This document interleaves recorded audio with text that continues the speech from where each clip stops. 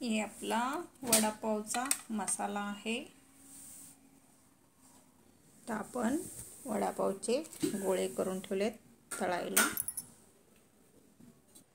हे आपण बेसन तयार केले तळण्यासाठी वडापाव। हे आपण कढईमध्ये तेल ठेवलेले आहे वडापाव तळण्यासाठी।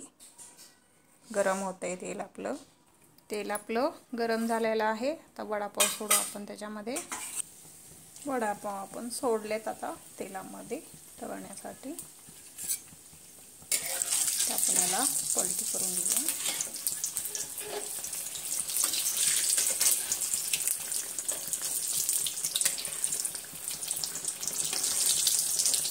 तर आपण पलटून घेतले।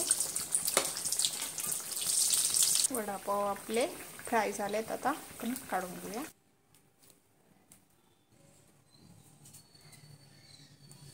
गरमागरम मिरची वडापाव मस्त खाण्यासाठी तयार।